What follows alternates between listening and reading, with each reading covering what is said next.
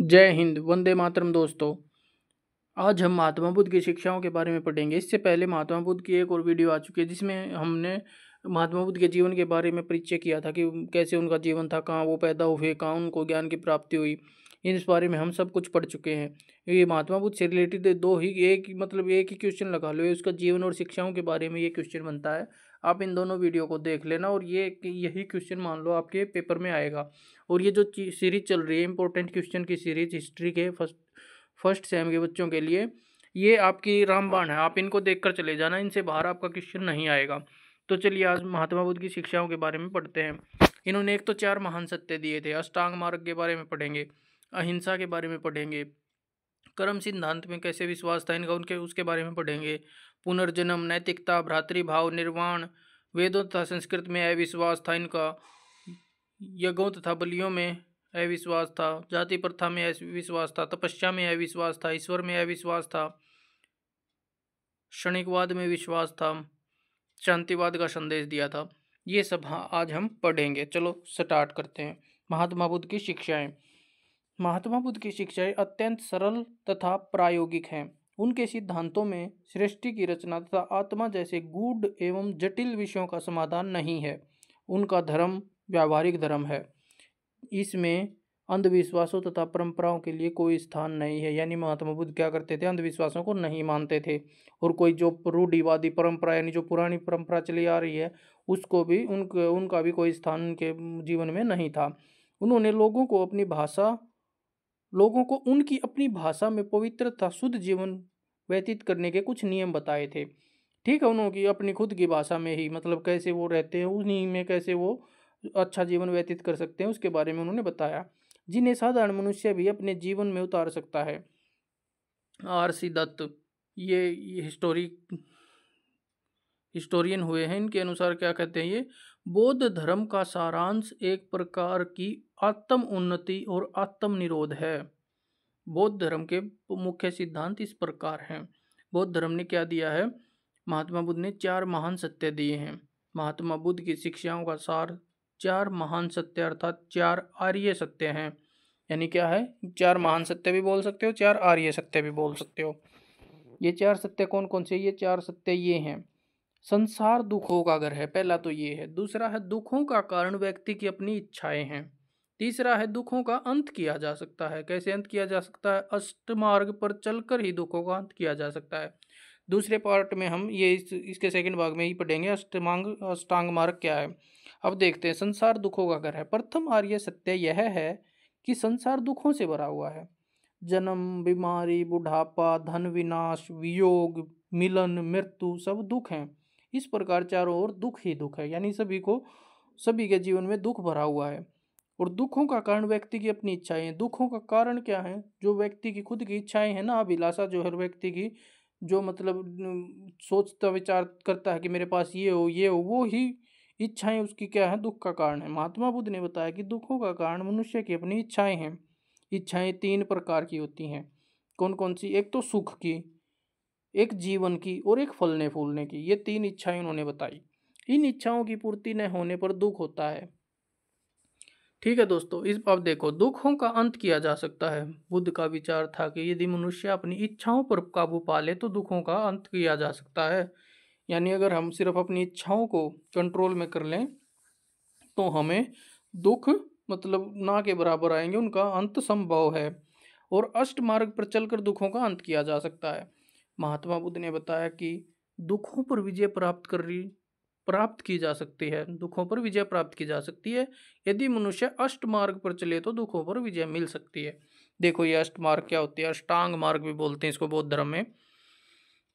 महात्मा बुद्ध ने बताया कि निर्वाण या मोक्ष प्राप्ति के लिए इच्छा को मिटा देना आवश्यक है। यानी इच्छा को मिटा दो अगर आपको मोक्ष प्राप्त करना है या निर्वाण प्राप्त करना है तो। इसके लिए मनुष्य को अष्टांगिक मार्ग का अनुसरण करना चाहिए। यह मार्ग न तो कठोर तपस्या का तथा न ही सांसारिक विषय वासनाओं में तल्लीन का है। कठोर तपस्या को तो वो मानते ही नहीं थे, क्योंकि वो क्या हुआ था, 1 हफ्ते तक भूखे प्यासे रहे थे और उसके बाद उन्होंने एहसास हुआ कि भूखे प्यासे रहने से ईश्वर की प्राप्ति या ज्ञान की प्राप्ति नहीं हो सकती। और उन्होंने वो जो थी अपनी तपस्या छोड़ दी थी और उससे ही जो उसके साथी थे उसके साथ तपस्या कर रहे थे, उन्होंने ये सोचा कि भाई ये तो इसने तो क्या किया, बीच में तपस्या छोड़ दी, कहाँ का सन्यासी बनेगा। उसका साथ भी छोड़ दिया था महात्मा बुद्ध का उसके दोस्तों ने, या फिर उसके साथ जो सन्यासी वो बनने जा रहे थे। तो अकेले ने फिर बाद में इन्होंने क्या किया था, ज्ञान की प्राप्ति हुई थी। तो उन्होंने यहाँ से ये बात निकाल ली कि भाई अपने शरीर को कष्ट देने से कोई ज्ञान की प्राप्ति नहीं होगी, कोई फायदा नहीं है। आप अपने घर में रह के अपने मतलब शरीर, बिना शरीर को दुख दिए भी ईश्वर को प्राप्त कर सकते हो। यह मार्ग न तो कठोर तपस्या का तथा न ही सांसारिक विषय वासनाओं में तल्लीन होने का है, इसलिए इसे मध्य मार्ग भी कहा जाता है। इसके अंग इस प्रकार हैं, देखो कौन कौन से। एक तो सत्य कर्म करो। सत्य कर्म कैसे? मनुष्य के कार्य शुद्ध होने चाहिए, उससे चोरी नहीं करनी चाहिए, जीवों की हत्या नहीं करनी चाहिए, नशीली वस्तुओं एवं सांसारिक भोगों से दूर रहना चाहिए, उसे समस्त मानवता से प्रेम करना चाहिए। ऐसे मतलब मनुष्य अपने सत्य कर्म करके क्या कर सकता है, दुखों पर काबू पा सकता है। सत्य विश्वास, मनुष्य को इस बात पर सत्य विश्वास होना चाहिए कि इच्छाओं का दमन करने से ही दुखों से छुटकारा पा सकता है। ठीक है, दुखों से छुटकारा किस प्रकार पा सकता है कि सत्य पर विश्वास होना चाहिए कि इच्छाओं का दमन करने से दुखों से छुटकारा पा सकता है, ऐसा उसके मतलब अंदर सत्य विश्वास होना चाहिए। सत्य विचार, यानी विचार भी सत्य होने चाहिए, मनुष्य के विचार सत्य होने चाहिए, उसके मन में बुरे विचार नहीं आने चाहिए तथा सांसारिक बुराइयों से दूर रहने का प्रयत्न करना चाहिए। सत्य वचन, सत्य वचन कैसे? मनुष्य की वाणी में सत्यता, विनम्रता तथा मिठास होनी चाहिए तथा वाणी पर संयम रखना चाहिए। सत्य रहन सहन, सत्य रहन सहन किस तरीके के? मनुष्य को अपनी आजीविका न्यायपूर्ण साधनों द्वारा चलानी चाहिए, जीवन में निषिद्ध मार्ग का त्याग करना चाहिए।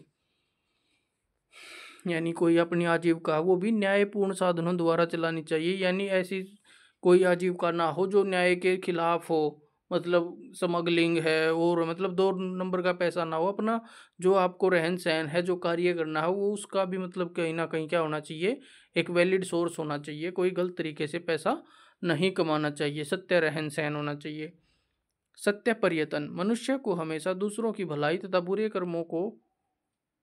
कामों को छोड़ने के लिए प्रयास करने चाहिए। सत्य पर्यटन रहने चाहिए, भलाई तथा बुरे कामों को छोड़ने के लिए प्रयत्न करने, दूसरों की भलाई करनी चाहिए। एक तो सत्य पर्यटन में क्या करना, दूसरों की भलाई करो, जितनी हो सके दूसरों की भलाई करो, और अपने जो बुरे काम है, बुरे कर्म है, या अपने अंदर कोई बुराई है, उनको त्यागने की कोशिश करो। सत्य स्मृति, स्मृति सत्य होनी चाहिए, यानी अपनी सोच है जो माइंड की जो है वो गलत सोच ना हो किसी के प्रति, मन में शुद्ध विचार समाने चाहिए और बुरी बातें मन में नहीं आनी चाहिए, ये सत्य स्मृति हो गई। और लास्ट में है सत्य ध्यान। सत्य ध्यान किस प्रकार से? मनुष्य को बुराइयों का ध्यान छोड़कर, यानी बुराई अपने ध्यान में लेके ही आनी, सत्य में समाधि लगानी चाहिए, यानी सिर्फ सत्य को ही सारा लेके अपने काम करने चाहिए। ये था अष्टांग मार्ग। अब देखो अहिंसा, यानी हिंसा नहीं करनी चाहिए, किसी जीव जंतु को नहीं सताना चाहिए। क्या बताया उन्होंने?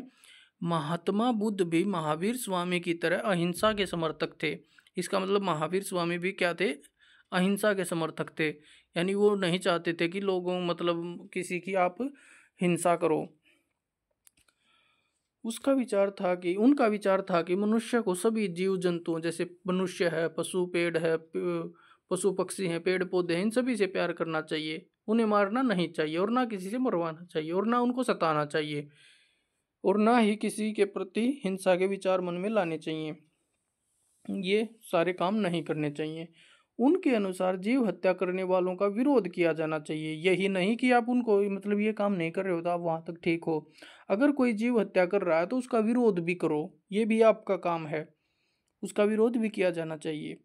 उन्होंने पशुओं तथा पक्षियों का मांस खाने की भी निंदा की है। पशुओं और पक्षियों का क्या की है? मांस खाने की निंदा की है। ये बहुत गलत बात है लोगों, दोस्तों, किसी के मतलब ये मतलब किसी को मार के खाना कहाँ की ये बहादुरी है, गलत बात है बिल्कुल। और चीजें बहुत है खाने की, परंतु उनकी अहिंसा का सिद्धांत जैन धर्म की तरह कठोर नहीं था। वे तो केवल प्राणी मात्र से प्रेम तथा दयालुता का व्यवहार करने के पक्ष में थे। ये इस प्रकार से वो क्या थे? अहिंसा के पक्ष में थे। कर्म सिद्धांत में विश्वास रखते थे। किस प्रकार? महात्मा बुद्ध कर्मवादी थे। उनका कहना था कि मनुष्य जैसा करता है उसे वैसा ही फल भोगना पड़ता है, यानी हम जैसा कर्म करेंगे हमारा फल भी वैसा ही प्राप्त होगा। गलत करेंगे तो गलत प्राप्त होगा, सही करेंगे तो सही प्राप्त होगा, जैसी करनी वैसी भरनी। आगे देखो, मनुष्य के इहलोक तथा परलोक उसके कर्म पर निर्भर करते हैं। इहलोक और परलोक क्या करते हैं, उसके कर्म पर निर्भर करते हैं, यानी जैसा वो कर्म करेगा उसी अनुसार उसको इहलोक तथा परलोक मिलेंगे। परंतु उनका कर्म वैदिक कर्म कांड से भिन्न था।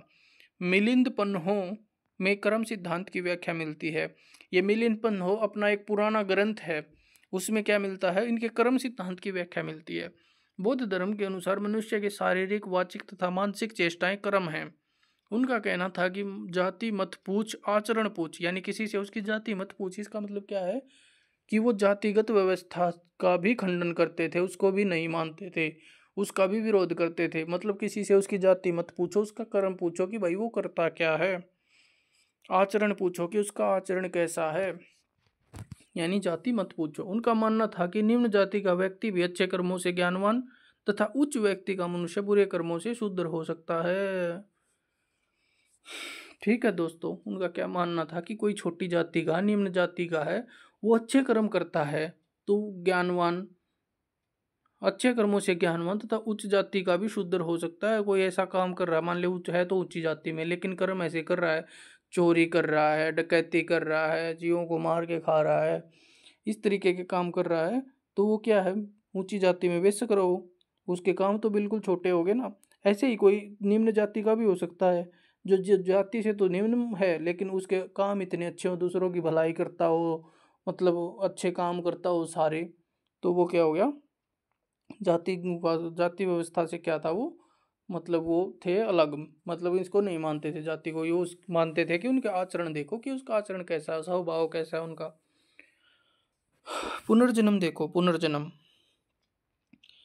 बुद्ध कर्मवादी थे तथा उनकी मान्यता थी कि कर्मों के अनुसार ही मनुष्य अच्छा बुरा जन्म पाता है। यद्यपि बुद्ध ने आत्मा के विषय में कुछ भी नहीं कहा। उन्होंने बताया कि भाई कर्मों के अनुसार ही मनुष्य का अच्छा जन्म और बुरा जन्म होता है। आत्मा के विषय में उन्होंने कुछ नहीं कहा, आत्मा है नहीं है, अजर अमर है, ये बात उन्होंने नहीं कही है। अब प्रश्न उठता है कि कर्मों का फल भोगता कौन है, पुनर्जन्म होता किसका है। महात्मा बुद्ध कहते हैं पुनर्जन्म आत्मा का नहीं अहंकार का होता है। जब मनुष्य की तृष्णाएं एवं वासनाएं नष्ट हो जाती हैं तब वह पुनर्जन्म के चक्कर से मुक्त हो जाता है। यानी जब हमारी तृष्णाएं हैं, हमारी इच्छाएं हैं, हमारी काम वासनाएं हैं, वो सारी नष्ट हो जाएंगी तो क्या हो जाएगा, पुनर्जन्म के चक्कर से मुक्त हो जाएगा। ये उनकी पुनर्जन्म में क्या थी, उनकी मान्यता थी कि वो किस तरीके से पुनर्जन्म को मानते थे। उनका मानना था कि कर्म के अनुसार ही अच्छा या बुरा जन्म मिलता है। नैतिकता। महात्मा बुद्ध ने लोगों के नैतिक स्तर को ऊंचा उठाने के लिए साधारण शिक्षाएं भी दी। यानी उन्होंने क्या किया, लोगों के नैतिक स्तर को ऊंचा उठाने के लिए उनको साधारण से साधारण शिक्षाएं भी दी। यदि देखा जाए तो नैतिकता के बिना उनका कर्म अधूरा है। उनका मुख्य सिद्धांत अष्टमार्ग नैतिक नियमों का ही संग्रह है। उन्होंने अपने अनुयायियों को कहा कि वे दूसरों की संपत्ति का लालच ना करें, हिंसा से किसी जीव को न सताएं, मद्य सेवन न करें यानी किसी प्रकार का नशा ना करें, झूठ ना बोलें, व्याभिचार से दूर रहें, घृणा ना करें, उन्हें बहुजन हिताय बहुजन सुखाय की भावना रखनी चाहिए, धन से दूर रहना चाहिए। महात्मा बुद्ध ने कहा वही कार्य शुद्ध व नैतिक होता है जो राग द्वेष तथा मोह से मुक्त होता है। अब भ्रातृभाव, ब्रदरहुड के बारे में क्या कहना था। महात्मा बुद्ध जन्म के आधार पर किसी को छोटा या बड़ा न मानकर कर्म के आधार पर व्यक्ति का मूल्यांकन करने के पक्षधर थे। यानी जन्म के आधार पर नहीं मान्या करता भाई कौन किस जाति में जन्म ले रहा है उससे कोई लेना देना नहीं है, वो किस प्रकार का कर्म कर रहा है उससे वो बड़ा छोटा है, इसी हिसाब से वो उसका मूल्यांकन करते थे। इसी हिसाब से वो मतलब उसको सोचते विचारते थे भाई ये कैसा इंसान है, वो जो उसके हिसाब से नहीं देखते थे किस जाति में उसका जन्म हो रखा है। उन्होंने आपसी झगड़े छोड़कर लोगों को प्रेम तथा भाईचारे की भावना से रहने पर बल दिया। उन्होंने स्वयं उच्च तथा निम्न जाति के लोगों से प्रेम तथा दयालुता व नम्रता का व्यवहार किया तथा अपने अनुयायियों से भी ऐसा ही करने को कहा। यानी उन्होंने खुद भी ऐसा ही किया और मतलब अनुयायी जो थे, जो उसको मानने वाले थे, उनको भी ऐसा ही करने को कहा। अब निर्वाण क्या है, ये बौद्ध धर्म का अंतिम लक्ष्य निर्वाण प्राप्त करना है, यानी मोक्ष प्राप्त करना है। निर्वाण शब्द का अर्थ है बुझना। निर्वाण शब्द का अर्थ क्या है? बुझ जाना। बुद्ध का कहना था कि मन में पैदा होने वाली वासना या तृष्णा की अग्नि को बुझा देने से निर्वाण प्राप्त होता है। यानी निर्वाण किससे प्राप्त होता है? जो मन के अंदर पैदा हो रही है वासना है, तृष्णा है, उसकी अग्नि को अगर हम बुझा देंगे तो निर्वाण प्राप्त हो जाएगा। निर्वाण इसी जन्म में तथा इसी लोक में प्राप्त किया जा सकता है। निर्वाण का अर्थ है बार बार जन्म मरण से छुटकारा मिल जाना। उन्होंने कहा, भिक्षुओं, यह संसार अनादि है। इच्छा से संचालित हुए प्राणी इसमें भटकते फिरते हैं। उनके आदि अंत का पता नहीं चलता। भव चक्र में पड़ता हुआ प्राणी अनादि काल से बार बार जन्म लेता तथा मरता आया है। उसने संसार में बार बार जन्म लेकर हजारों आंसू बहाए हैं, लंबे समय तक दुख का अनुभव किया है। अब तुम वैराग्य प्राप्त करो, मुक्ति प्राप्त करो। एन घोष के अनुसार, ये एक इतिहासकार हुए, इन्होंने क्या लिखा? जब मनुष्य तृष्णा को इतना नष्ट कर देता है कि उसे तृष्णा को पूर्ण करने की भी तृष्णा नहीं रहती, तो उस अवस्था में वास्तव में वह निर्वाण प्राप्त करता है। देखो कितनी गहरी बात की है। जब मनुष्य तृष्णा को भी इतना नष्ट कर देता है, यानी तृष्णा को भी नष्ट करना है, कितना नष्ट करना है कि उसे तृष्णा को पूर्ण करने की भी तृष्णा नहीं रहनी चाहिए, उस अवस्था में वो क्या होता है? वास्तव में वह निर्वाण प्राप्त करता है। वेदों तथा संस्कृत में अविश्वास। महात्मा बुद्ध तर्क पर बहुत बल देते थे, अतः उन्होंने वेदों की प्रामाणिकता का खंडन किया।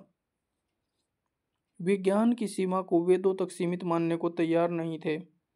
वे अपने अनुयायियों को आत्मदीप का सिद्धांत देते थे। इसका अभिप्राय था कि मनुष्य को अपने अनुभव द्वारा आत्म कल्याण का मार्ग ढूंढना चाहिए। उनका यह विश्वास था कि मनुष्य का अनुभव ही उसका पथ प्रदर्शक है।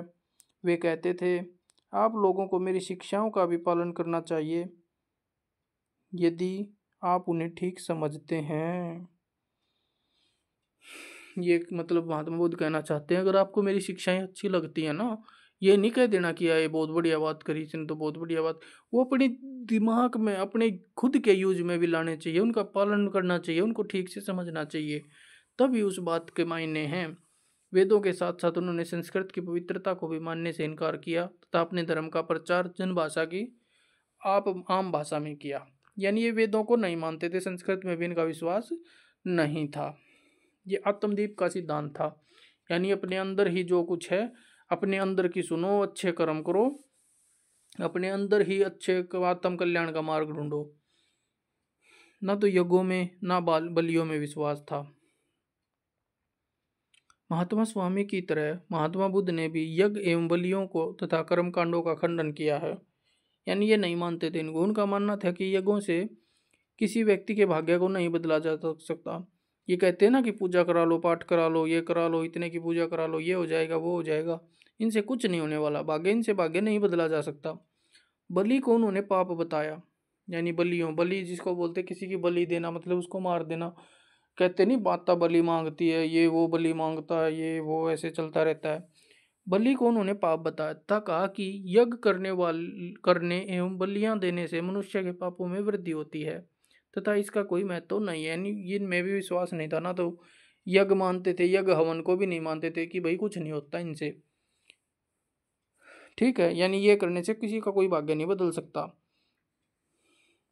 और ना बलि देने से कुछ होता, बल्कि उनके मनुष्य के पापों में तो और वृद्धि होती है कि किसी की हत्या कर दी, इसका कोई महत्व नहीं है। जाति प्रथा में विश्वास, अविश्वास, यानी जाति प्रथा, वही जातिवाद में इनका नहीं मानना था। महात्मा बुद्ध ने जन्म के आधार पर जाति प्रथा का जोरदार शब्दों में खंडन किया है। यानी जन्म के आधार पर नहीं माननी चाहिए कि वो उस जाति में पैदा हुआ है तो वो ये है, वो उस जाति में पैदा हुआ तो वो ये है, ऐसे नहीं मानना चाहिए। उन्होंने क्या कहा कि मनुष्य मनुष्य में भेद गुण बुद्धि तथा कर्म के आधार पर होना चाहिए। कि मनुष्य में जो है ना भेद जो है बुद्धि और कर्म के आधार पर होना चाहिए, गुण के आधार पर भेद होना चाहिए। ये क्या कि उसने उस जाति में जन्म ले लिया तो वो उस जाति मतलब उसको ऐसा मान लिया। क्यों भाई, वो अच्छे कर्म करके वो क्या पता वो ऊंची जाति वालों से भी अच्छा हो।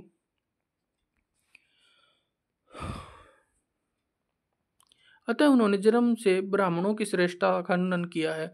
जैसे ये मानते हैं ना कि ब्राह्मण श्रेष्ठ, मतलब किसी बच्चे ने ब्राह्मण कुल में जन्म ले लिया तो वो अच्छा ही बनेगा, ऐसा कोई मतलब प्रावधान नहीं है कि वो अच्छा बनेगा।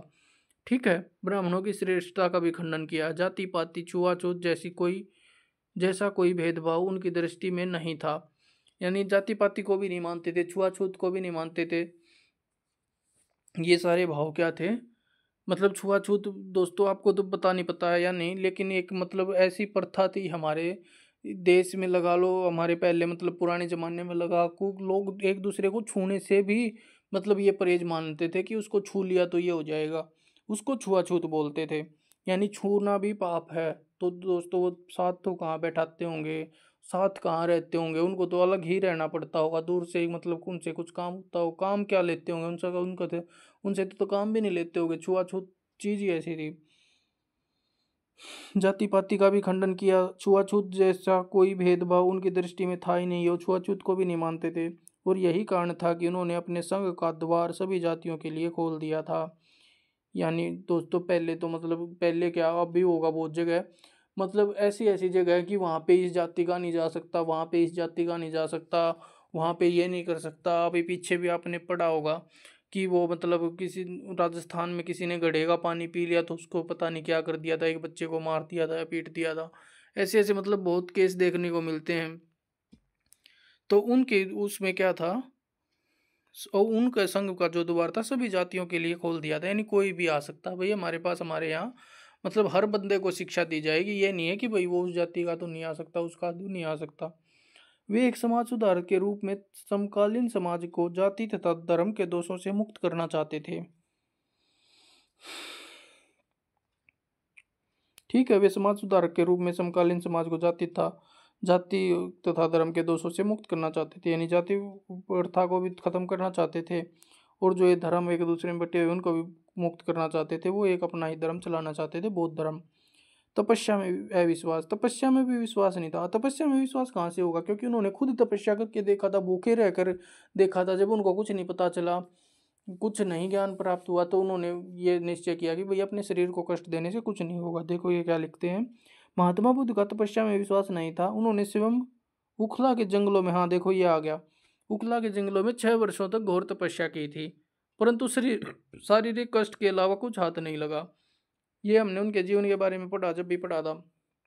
अतः उन्होंने अपने अनुयायियों को उपदेश दिया कि शरीर को कष्ट देने से मोक्ष की प्राप्ति नहीं होती। यही बात बताई थी अभी अभी मैंने।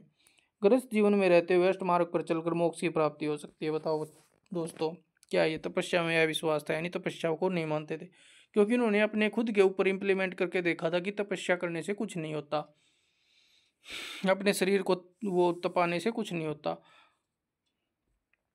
ठीक है, क्योंकि उन्होंने 6 वर्षों तक घोर तपस्या की थी, फिर भी उनके हाथ कुछ नहीं आया था। ईश्वर में अविश्वास, भगवान में विश्वास नहीं करते थे। क्यों नहीं करते थे, देखो कैसे, क्या बात है। सृष्टिकर्ता के रूप में बुद्ध ने ईश्वर को स्वीकार नहीं किया, क्योंकि ऐसा करने पर ईश्वर को दुखों का सर्जक भी मानना होगा। भाई इनका मानना ये था कि अगर हम ईश्वर ने मानना है ना, तो जो वो दुख आए हमारी लाइफ में, वो दुख भी ईश्वर देव है। तो इनका मानना था कि मैं ईश्वर ने ही नहीं मानता भाई, क्योंकि मैं ईश्वर ने मानूंगा तो जो मेरे दौरे दुख आए हुए भी ईश्वर ने ही दे रखे हैं, तो ईश्वर इतना वो नहीं हो सकता कि वो हमने दुख दे दे, इसका इनका ये मानना था। यद्यपि कुछ विद्वानों की मान्यता है कि वे अनिश्वरवादी नहीं थे। यानी कुछ विद्वानों का मानना है कि भाई इसे नहीं थे कि भाई ईश्वर ने ये नहीं माना करते, बल्कि एक कर्मवादी होने के कारण मानव जाति को इन जटिल सवालों से दूर रखना चाहते थे। भाई वो सिर्फ मानव जाति को ऐसे सवालों से दूर रखना चाहते कि ईश्वर है या नहीं है क्या नहीं है। वो कर्मवादी होने के पर बल देते थे, भाई अपने कर्म अच्छे रखो, अपने कर्म जितने अच्छे हो सके उतने अपने अच्छे कर्म करते रहो। कुछ लोग उन्हें नास्तिक भी कहते थे। कुछों का ये मानना था कि भाई वो तो ईश्वर को बिल्कुल नहीं मानते, भगवान में विश्वास ही नहीं, नास्तिक है मैं तो। एन एन घोष के अनुसार क्या बोला एन एन घोष ने, बुद्ध ने पूरी तरह ईश्वर के अस्तित्व से इनकार भी नहीं किया तथा मुक्ति प्राप्त करने के लिए ईश्वर की आवश्यकता भी नहीं बताई। देखो भाई, एन एन घोष ने के मानना, एन एन घोष ने नु मानना ना तो वो कति नाट्या अग भाई भगवान है ही नहीं, इस बात ने कति नहीं नाट्या भाई, वो कति को नहीं, ना तो उसने हाँ बरीक वो से ना वो कति नाट्या, और ना नु बताया भाई मुक्ति प्राप्त करने के लिए ईश्वर की आवश्यकता भी नहीं बताई। उन्हें नु भी नहीं बताया भाई आपने मुक्ति चाहिए था, आपने ईश्वर की जरूरत पड़ेगी, ना तो नु बताया, ना वो है इस बारे में पक्का तर्क दिया, वो नहीं है इस बारे में पक्का तर्क दिया। ठीक है। क्षणिकवाद में विश्वास। अब देखो कैसे क्षणिकवाद में विश्वास था। भगवान बुद्ध ने संसार को नश्वर स्वीकार किया। उनके अनुसार संसार की सभी वस्तुएं परिवर्तनशील हैं तथा वे कभी स्थायी नहीं रहती। क्षणिकवाद मतलब किसी को चेंज करना, चेंजमेंट में क्या था उनका विश्वास था या नहीं था। भगवान बुद्ध ने संसार को नश्वर स्वीकार किया है कि पूरा संसार क्या है, नश्वर है। उनके अनुसार संसार की सभी वस्तुएं परिवर्तनशील हैं, यानी संसार में जितनी भी वस्तुएं क्या हैं वो परिवर्तनशील है, यानी बदलती रहती है, वे एक स्थान पर नहीं टिकती, मतलब ये स्थायी नहीं है। मनुष्य अपने अल्प ज्ञान के कारण इन्हें स्थायी मान लेता है, और मनुष्य क्या मानता है, ये चीज़ तो स्थायी है, परमानेंट है, लेकिन ऐसा नहीं है। पर वास्तव में यह बात नहीं है। जिस प्रकार नदी का जल कभी स्थिर नहीं रहता और किनारे पर बैठे व्यक्ति को निरंतर स्थिर दिखाई पड़ता है, उसी प्रकार सांसारिक वस्तुएं भी प्रतिक्षण बदलती रहती हैं। परंतु मनुष्य उन्हें स्थायी समझ लेता है। अतः उन्होंने कहा कि नश्वर जगत में मनुष्य को अपने नश्वर शरीर से सत्कर्म करना चाहिए, यानी कोई भी चीज नहीं बदलती भाई, प्रतिक्षण बदलती रहती हैं।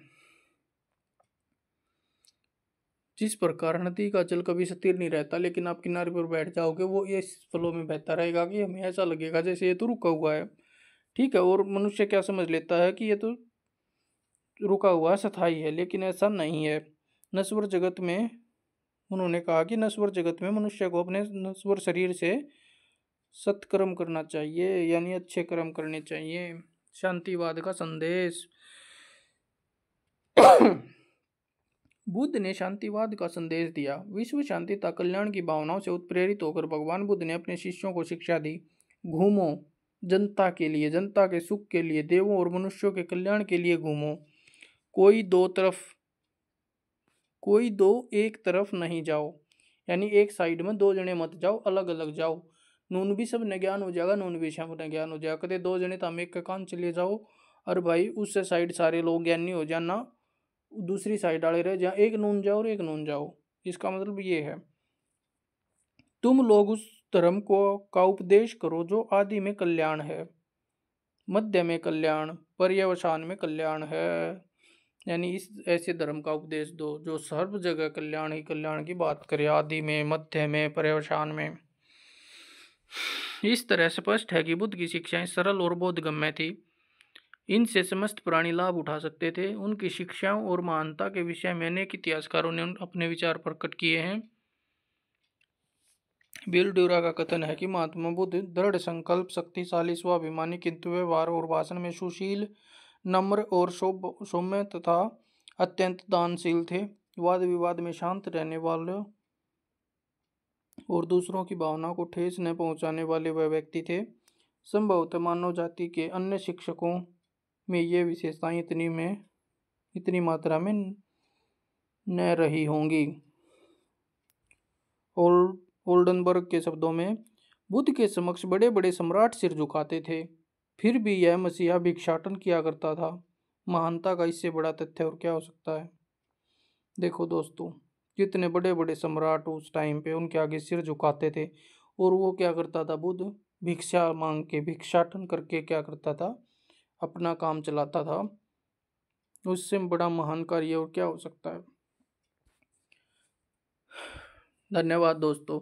आपको हमारी वीडियो कैसी लगी कृपया कमेंट करके ज़रूर बताना, और आप किस टॉपिक पे आगे वीडियो चाहते हो, मतलब आपकी टॉपिक के ज़्यादा कमेंट आएंगे तो उस टॉपिक के ऊपर क्या बनेगी, जल्दी वीडियो बनेगी। नहीं तो हमारी जो ये फर्स्ट सेमेस्टर की सीरीज जो चल रही है इम्पोर्टेंट क्वेश्चंस की, ये ऐसे ही चलती रहेगी। और हमारे चैनल को कृपा करके लाइक करें, शेयर करें और सब्सक्राइब करें। धन्यवाद दोस्तों।